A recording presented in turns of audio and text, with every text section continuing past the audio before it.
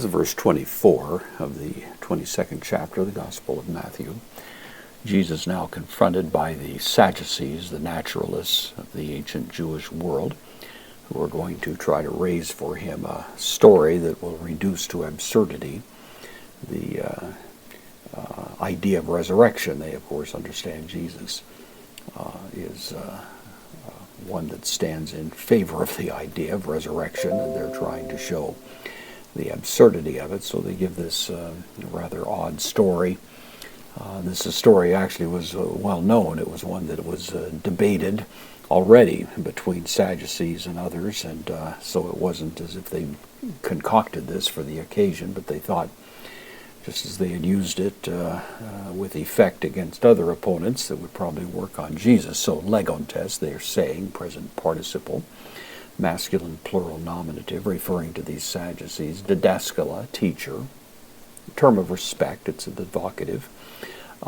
Moses, Moses, apen, from lego, I say, third person singular, aorist active indicative. Moses said. Ian, if, we'll take the subjunctive, which we have here, if tis, this is the indefinite pronoun, if a man, a certain man, so here, if a certain man, apothane, from apothnesko, dies, so a certain man dies. May, the negation, echo, not having, present participle. So this one dies, it's the masculine singular of the participle, nominative. So if a man dies not having tekna, children, he dies leaving a widow who has no children. Epigambrouse, this is from epigambruo. Gambruo would generally mean to marry, from gamos, the word for a wedding.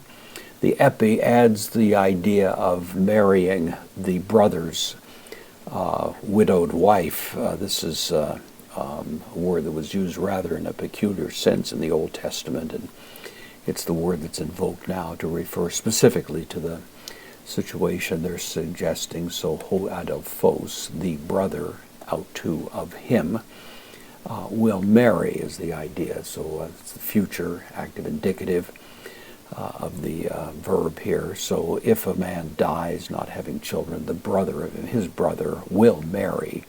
Tain gunaika, the widow. The woman is the idea masculine, or the feminine accusative singular, the wife autu of him, possessive pronoun, genitive singular, kai, anastase, from anistemi. Istemi means to stand. The ana prefix means to stand up, and it was used generally to refer to a resurrection or to raise up, and that's the sense here. So the brother will marry the wife and raise up, future tense, sperma, seed.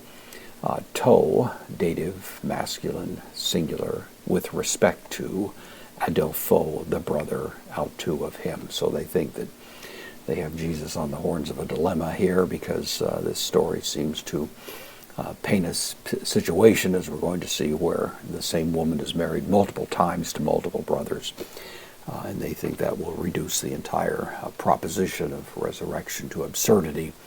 And of course, Jesus will respond masterfully from the text in the Old Testament that they rely upon.